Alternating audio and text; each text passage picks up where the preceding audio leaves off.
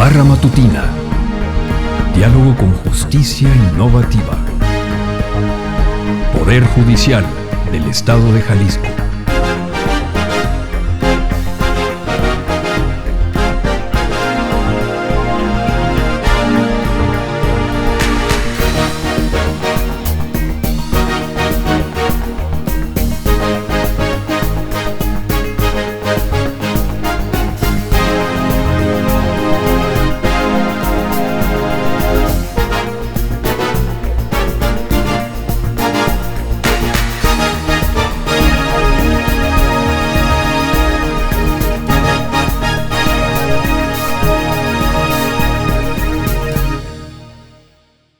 Muy buenos días, bienvenidos a la Barra Matutina, Diálogo con Justicia Innovativa que el Poder Judicial del Estado trae para todos ustedes los días martes y jueves en punto de las 9 de la mañana a través de Spotify, YouTube y Facebook.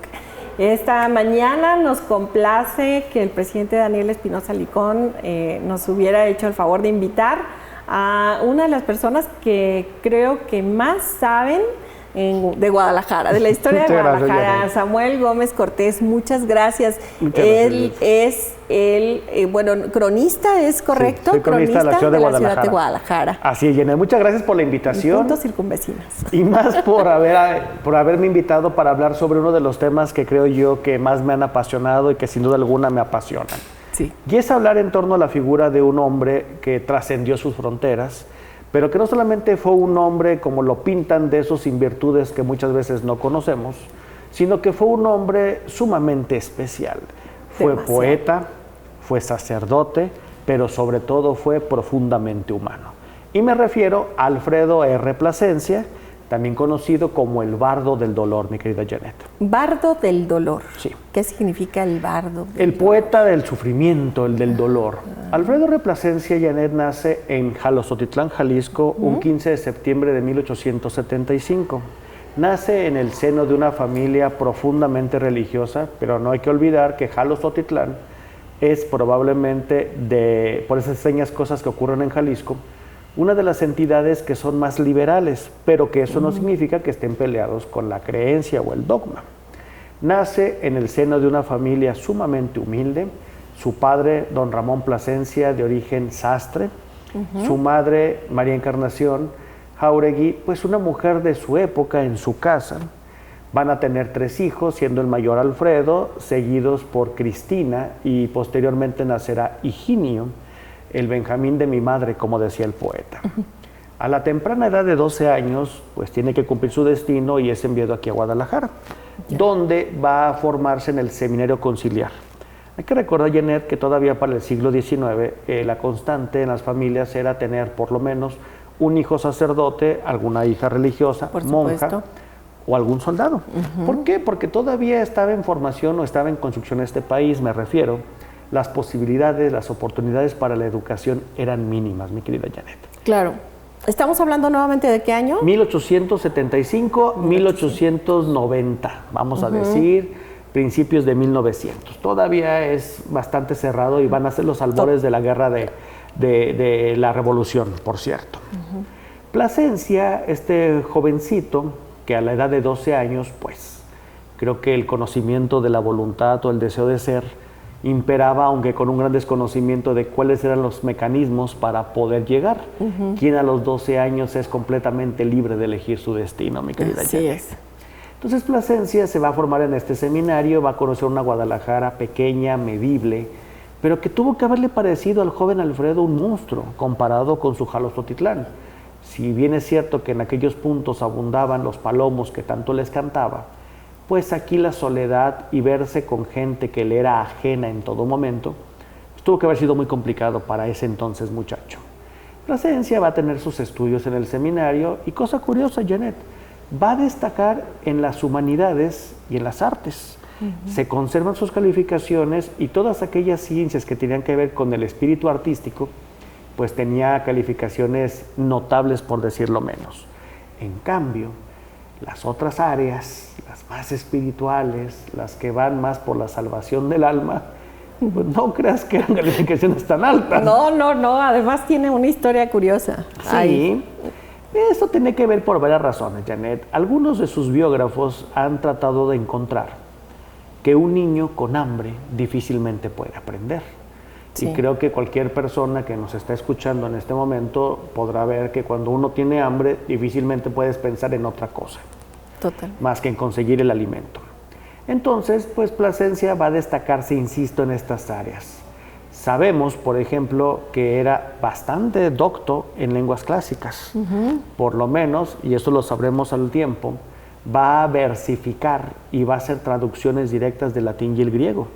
Si de por sí el latín y el griego es complicado, pues ahora imagínense versificarlo, creo que no cualquiera podía aventarse ese gallo. Conforme la ciudad fue creciendo, el seminario va a tener construcciones y reconstrucciones. Lo que ahora conocemos como el edificio Arronis, la Secretaría de Cultura de Jalisco, que está en puro enfrente de la Prepa Jalisco, no la Prepa 1, la Prepa Jalisco, en ese maravilloso jardín, por cierto, algún día platicaremos también del personaje del jardín. Cuando se va a inaugurar el joven seminarista Alfredo, pues él va a lograr que sus versos sean escuchados e inclusive el periódico de la época, o los periódicos de la época, que había una gran intensa actividad periodística en nuestra ciudad, por cierto, van a decir que eran versos sumamente modernos y van a dar crítica porque les parecía interesante que un jovencillo hubiera escrito esa calidad de versos. Por cierto, a él le toca leer una composición que hace sobre la inauguración de ese seminario. Y donde palabras más, palabras menos, dice que pues si antes eras un gusanillo, pues ahora eres una gloriosa mariposa. O sea, esta metamorfosis que tienen los insectos o las mariposas como tal. Bueno, Plasencia va a formarse gracias a sus biógrafos, a sus estudiosos. Sabemos que Plasencia realmente no tenía la voluntad del todo de ser sacerdote. Y esto se entiende y se puede comprobar, primero por las calificaciones, segundo, porque en las constantes, pues voy a decir confidencias, por no decir entrevistas, con sus superiores, con las personas que le hacían este acompañamiento espiritual, a Plasencia le sugieren, por ejemplo, que replantee su vocación varias veces. De acuerdo a lo que él contaba. Había algo que seguramente les decía, híjole, cuate, pues por aquí no vas. Pero fíjense cómo es a veces de ingrato el destino. Este muchacho pues trabajaba, los primeros años en el seminario pues vivía de externo. Tenía que ver dónde vivir y qué comer. Y para hacerse llegar unos cuantos centavos se metió a trabajar a una serie de imprentas que había periódicos. Y una de las chambas que tenía el joven Alfredo era salir a vender los periódicos en la tarde. Y en el momento que él hacía esas ventas, pues ¿qué tanto podía haber vendido? ¿Qué tanta comisión le podían haber dado? Claro, pero era mínima. La familia de nuestro futuro poeta va a trasladarse aquí a Guadalajara y resulta que el padre de don Alfredo, don Ramón Plasencia, cae profundamente enfermo. Pero aparte, para hacerlo más dramático y con música de fondo, resulta que va a ser una enfermedad pues incurable. Ya estaba a las puertas del cielo entregando el equipo. El padre agonizante, llega a su hijo, trata de atender, la situación económica en la familia era mínima. ¿Qué podían haberle dado de consuelo? Pero el padre, ya en los estertores, le dice tomándole la mano, imagínense la escena, júrame antes de que me muera que te vas a ordenar sacerdote. ¡Ay! ¡Qué peso tan grande! El papá con ganas de morirse y el hijo con ganas de prometerle todo, ¿qué hubieras hecho tú? Claro. Sí, padre. Muy bien. En ese momento, como dijo el Quijote, entregó el espíritu. Pues ya había dado su palabra. Claro. Entonces, pues va a ordenarse. Por cierto, Plasencia se va a ordenar en un templo que conocen probablemente ustedes, que se llama Santa Teresa. En ese templo... Muy famoso. Muy famoso, el centro cultural. Muy famoso. En ese sitio llevó a cabo su ordenación y bueno, pues le va a tocar Plasencia empezar su vida errante como sacerdote. Va a estar por lo menos en más de 20, 22 destinos. Cada destino muchas veces peor que el anterior. Y cuando lo digo peor me refiero a dos cosas principalmente. la lejanía con los suyos y la nula o escasa actividad cultural. Venturosamente en este momento para todos nosotros y en general para la gran parte del mundo, tener relaciones, tener amigos, creo que puede ser lo más sencillo.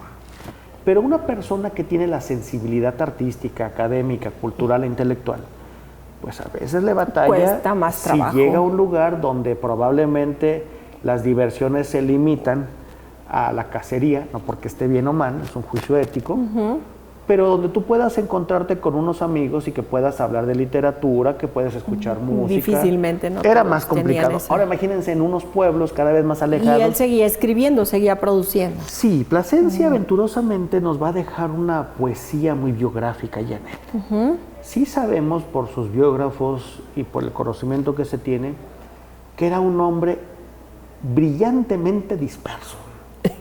Era un hombre brillante, de una capacidad intelectual asombrosa, pero digamos que era muy olvidadizo, desparpajado para las cosas cotidianas. Tenía Plasencia, por ejemplo, una especie de libretita donde le iba apuntando los destinos a los cuales lo mandaban. Él decía, 16 de agosto del 2024, estoy en el templo de San Agustín. Y después lo mandaban a otro e iba poniendo la salida y la entrada. Pues hay momentos en los que él mismo se hace bolas y ya no supo si estuvo primero en uno o después en otro. Digo, eso nos habla mucho de su carácter. Sí, claro. Sí. Pero Plasencia siempre encontró en la literatura un gran aliciente y camino. Plasencia, cosa curiosa, va a escribirnos poesía biográfica, Janet. ¿Qué quiero decir con esto? Prácticamente en todos los destinos que estuvo el padre, Plasencia, va a dejarnos un testimonio sobre lo que sucedió. Pero no piensen ustedes que porque era sacerdote era una poesía cursi, romántica, muy beata, muy de la época. No. Plasencia, como muchos genios, no fueron comprendidos en su época. Plasencia seguía escribiendo, a veces publicaba en algún periodiquito, en alguna revista. Él seguía con su ejercicio. Lo que sí sabemos es que Plasencia escribía casi directo. ¿Qué me refiero con esto, Janet? Tenía la musicalidad y las medidas. No era de los que tuvieran que contar los versos para hacer el poema, el soneto. No, se le daba de forma natural. Eso nos habla ya de esta sensibilidad. A lo largo de este periplo que les digo, Plasencia estuvo en muchos destinos. Finalmente va a llegar a los Estados Unidos. Aquí quiero hacer un paréntesis. Todavía en esa época era muy común que hubiera, desconozco si lo sigue haciendo el arzobispado, como una especie de campañas donde mandaban sacerdotes porque hacía falta religiosos en Estados Unidos. Se ha hablado mucho del destierro. Desde el punto de vista familiar y coloquial defendemos el destierro como tal. Plasencia está en Estados Unidos, va a trabajar y se quejaba amargamente de que la gente era muy descreída. Y descreída me hacía referencia que ganaban los protestantes. Piensen en la época. Sí. Pues claro. Y Plasencia, pues bueno, va a hacer su misión, va a hacer su ministerio. Y va a lograr juntar pesetas americanas, dólares. Y con esos dolaritos va a lograr que una editorial en Barcelona, España, titulada o llamada Subirana, le publiquen sus 3 primeros libritos. Mira. Los 3 libritos, por cierto, vienen con un sello, el Nihil Obstat. Es, de alguna forma, la aprobación que hace la Iglesia para decir que no hay nada malo en esos libros, que tienen el permiso para ser publicados y difundidos. ¿Y qué tipo de versos hacía? ¿Sobre qué? ¿Sobre la misma Plasencia vida escribe, cotidiana del religioso? No precisamente, Janet. Plasencia escribe 3 libros y publica 3 libros. El primero de ellos es el Libro de Dios. El nombre ya nos dice de qué trata. Claro. Pero en ese Libro de Dios viene uno de los sonetos, creo yo, más bellos y más hermosos y más terroríficos que se han escrito. Y lo digo con todo el respeto porque cada vez que lo leo, y vaya que lo leo seguido, le descubro nuevas facetas. El soneto en cuestión se titula Ciego Dios y dice: así te ves mejor, crucificado. Bien quisieras herir, pero no puedes. Quien acertó a ponerte en ese estado, no hizo cosa mejor que así te quedes. Dices que quien tal hizo estaba ciego. No lo digas, eso es un desatino. ¿Cómo es que dio con el camino luego, si los ciegos no dan con el camino? Conven mejor en que ni ciego era, ni fue la causa de tu afrenta suya, ni qué error, ni qué maldad, ni qué ceguera. Tu amor lo quiso y la ceguera es tuya. Hace cuánto ya, ciego dorado, me llamas y corro y nunca llego. Si es tan solo tu amor quien te ha cegado, ciégame a mí también, quiero estar ciego. Un verso de esos, ¿cómo lo iba a entender una Guadalajara o un México todavía en una neblina intelectual muy marcada, cuando el poder casi absolutista de la iglesia, y un sacerdote que se atreviera a hacer eso? ¿Esto no le trajo consecuencias? Por supuesto, porque Janet. Claro que debió. ¿Quién dice así te ves mejor crucificado? Evidentemente que la jerarquía, muchos de sus compañeros no lo entendían. El verso es maravilloso, dice, estás ciego de amor por el hombre. Estás crucificado porque nos amas. Pero bueno, se fueron por lo sencillo. Sí. Le trajo muchos problemas, entre ellos sabemos, por lo menos, de que el arzobispo mandó que se quemara uno de los poemas titulado Loco Dios, que creemos que iba por ese estilo. Lo que sí sabemos es que a su regreso aquí ya a nuestra ciudad, pues Plasencia, emocionado, ilusionado, quiere que sus 3 libros, el libro del dolor, el cuartel y el claustro y el paso del dolor, pues se vendan, sean reconocidos. Pues parece ser que hubo una campaña de alguna manera muy bien orquestada, donde se advertía a la gente que si compraban ese libro, pues estarían casi incurriendo en un pecado. Entonces, al final, los libros los terminaron vendiendo al kilo. Sobra decirles que en estos momentos, quien posea alguno de estos libros, pues tiene una joya. Por supuesto, claro. Imagínense. Que cuesta el valor histórico, el valor claro, de todo tipo. Claro. El cuartel y el claustro es un libro que va dedicado a sus hermanos. La hermana del padre Plasencia llevó en el siglo el nombre de Cristina, pero ella, cosa curiosa, sí tenía la vocación religiosa. Y ella va a entrar a ser religiosa y va a llevar o va a tomar el nombre de Sor Eulalia, quien por cierto muere en Chilapa, Guerrero, y dicen los enterados en cosas místicas, yo no soy el experto, que murió en honor de santidad. Y el más chico se llamaba Higinio, y él va a ser soldado. Soldado, o sea, cumpliendo con el requisito de aquella época. Perfectamente. Sacerdote, monja y soldado. Y el más joven, Higinio, el más pequeño, va a morir en Jerez, Zacatecas, en combate, donde, por cierto, Plasencia también hace unos versos de carácter nacionalista que me parecen maravillosos. Hay un verso en particular que me dice, donde al sentirte con el cráneo roto, corrió a envolverte en su piedad la patria. Qué bonito. Plasencia va a estar en esos retiros, va a venir, lo van a estar mandando. Hay lugares que le fueron terribles, donde, por ejemplo, el superior, el señor cura, no le pagaba lo correspondiente a sus servicios, a las misas, no le daban vacaciones. Hay varias cartas, pero existe por lo menos una donde Plasencia se está quejando en la mitra y dice, durante tantos años, titipuchal, 20, 25 años, nunca me han dado vacaciones. Necesito un permiso para arreglarme los dientes, ya no los aguanto. Plasencia, inclusive, en estos destierros va a estar en lugares, aunque alejados, le fueron muy buenos. Y ahora que está tan en moda un lugarcito cerquita del cielo que se llama Temacapulín, famoso por una presa. Sí, que se acaba de inaugurar. Y donde se iban a destruir 3 pueblos, qué terrible que sobraron los muertos. En Temaca estuvo Plasencia, y Plasencia ahí fue feliz, porque va a decir que era aquel mundo de versos que le inspiró Temaca. Y va a escribir, por cierto, varios poemas a la población, pero uno que me parece muy bello es el Cristo de Temaca. Gracias a ese poema es que Temaca se conoce en el mundo, y más ahora que lo iban a inundar fue un boom. Claro. El poema es un canto bellísimo, pero empieza diciendo, hay en la peña de Temaca un Cristo, yo, que su rara perfección he visto, jurar puedo que lo pintó Dios mismo con su dedo. En vano corre la impiedad maldita, y ante el portento la contienda entabla. El Cristo aquel parece que medita y parece que habla.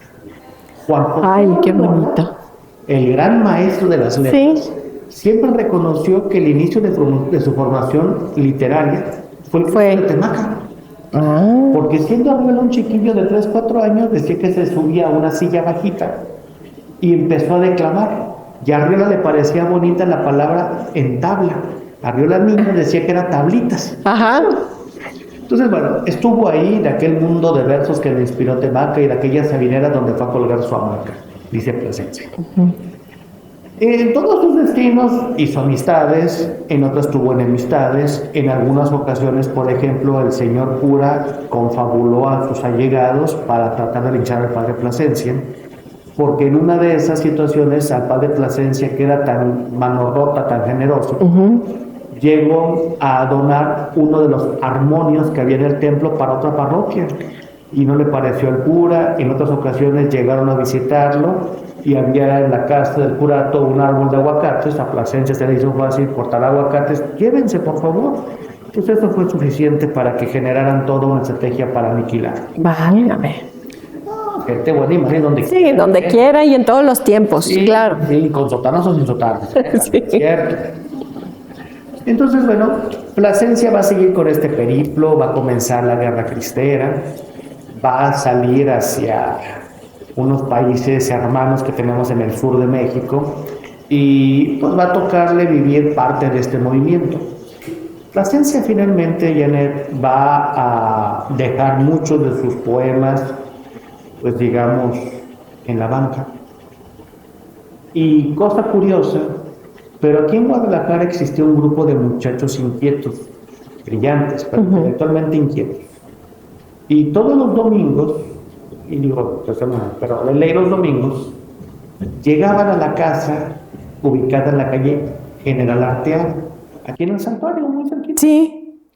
Y como eso de las 4 de la tarde, llegaban 2 muchachitos, prácticamente desconocidos, a lo mejor ni los han oído. Alfonso Gutiérrez Hermosillo y Agustín Yáñez. Y llegaban a platicar con el padre, con su amigo. Agustín Yáñez, en sus inicios, aparte de que era un devoto defensor de la fe, iba a escribir Gladio, iba a firmar como Mónico Delgadillo, escribió 3 novelitas. Novelitas con respeto, los pequeños. Claro. Y le va a pedir a uno de esos libros, si mal no recuerdo, Flama de Amor Vivo, le pide a su amigo el padre Plasencia que le escriba el prólogo. Wow. O sea, esto nos habla de la relación que había entre ellos. Sí, sí. La cercanía. Por ejemplo, sí, existe por ejemplo una dedicatoria que yo conservo, donde dice el padre Plasencia a Agustín Yáñez: a mi clásico amigo, don Agustín Yáñez, de quien mucho se espera en las letras nacionales. Firmado 4 de mayo de 1925. Yo sacando cuentas, Yáñez tendría como 21 años. Mira. ¿Qué edición tuvo Alfredo para verle las ancas de jinete? Letras nacionales, Agustín Vallejo. Se cumplió. Se juntaban Agustín y los muchachitos que van a hacer la famosa revista Bandera de Provincias a las tertulias con el padre Plasencia. Hubo tantos ataques a su figura que se llegó a decir que Plasencia era alcohólico, porque solamente un borracho podría escribir las ancas. Estos muchachitos se encargaron de defender y decir mentira. Iba con nosotros, nunca lo vimos tomar, nunca esto, nunca aquello. Pero Plasencia, hombre inteligente, le apostaba a la juventud. Plasencia continuó con sus relaciones con sus amigos y va a entregar el equipo el 20 de mayo de 1900. Convertido en un anciano de 54 años. Si ustedes ven la última fotografía, juras que tiene 90 años o más. Se lo acabaron. Un anciano de 54 años. Pero un viejecito que yo creo que si le soplaba se caía. Un viejito rojo, pulcrísimo, de cejas tolstoyanas. Que tengan una idea de cómo es. Va a morir en una pobreza inaudita, extrema, y a los años, quien va a llegar a ser gobernador, su gran amigo don Agustín Yáñez, hace actos de justicia. Logran rescatar, que eso nos da para otro programa, Janet. Sí. La poesía completa de Plasencia. Excelente. 2, ordena se trasladen sus restos a la rotonda de los hombres ilustres. La de Belén, la primera, así se llamaba. Y tercera, una calle con su nombre y un montón de escuelas que van a llevar. Está acá por Santa Teresa, Santa Tere.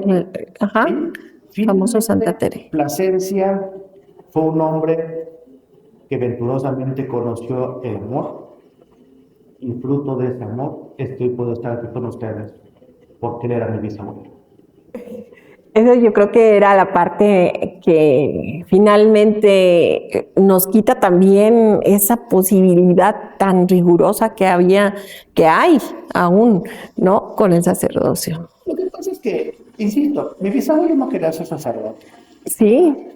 Cuando mi bisabuelo ya llega a Tonalá, llega vencido, muy cansado, lamentablemente le llegaron por muy poquitos días de separado 2 cartas terribles por días, donde le notifican que tanto su hermana Cristina Sor Eulalia y su hermano Higinio han muerto en combate.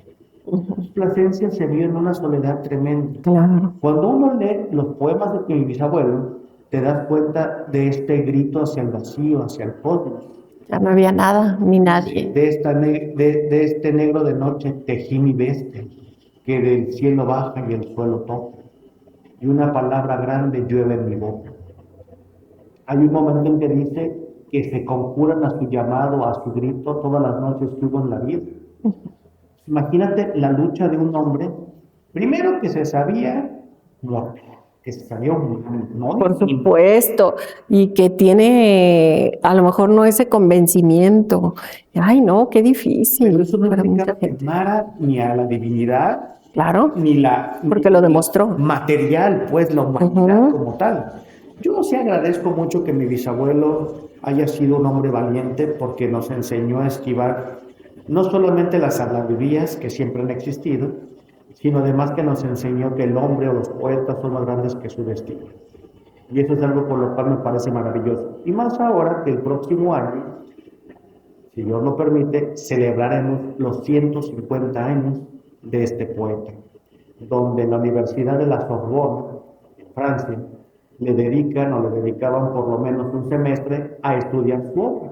El existencialismo en la obra de Plasencia lo equipara claramente con Kierkegaard. Y para nosotros y las autoridades, lamentablemente es una calle y, por cierto, mal. Además, oye, pues el talento se hereda, de verdad. Qué deleite, qué sabroso hemos platicado esta biografía, el conocer la vida de este gran e ilustre jalisciense. Sí. De verdad, muchas gracias por venir a compartirlo. Y yo te quiero comprometer a que por lo menos, no sé, una vez al mes podamos platicar sobre la historia de algún ilustre jalisciense y que podamos también empapar y que la gente sepa que tenemos gente muy valiosa aquí. Con todo gusto. Y hoy iniciar con esta, y creo que empezamos por la cereza del pastel, pero de verdad, muchas gracias. No, al contrario, Samuel. Soy Samuel Gómez Luna Cortés, que por ende deberá de ser Samuel Gómez Luna Plasencia. Sí. Le hablaré de la historia de mi bisabuela. Además. Es igual o más sorprendente que la que tuvo el poeta. Y muy bonita además. Gracias. Queremos quienes hemos tenido la oportunidad de leerlo, pues ha sido importante. Redes sociales donde podamos encontrar sí. Tus documentos, lo que tú tienes. Principalmente, Janet, en Facebook o en Instagram. Facebook me encuentran como Samuel Gómez Luna Cortés o en la Benemérita Sociedad de Geografía y Estadística del Estado de Jalisco. Además fue su presidente, acaba de estar. Gracias. Sí. Así es, entonces con todo gusto, Janet, estoy a la obra. Perfecto, pues muchas gracias a todos ustedes, gracias por el favor de su atención y agradecidos contigo, Samuel. Nos vemos en la siguiente cápsula, que tengan una bonita mañana. Hasta pronto.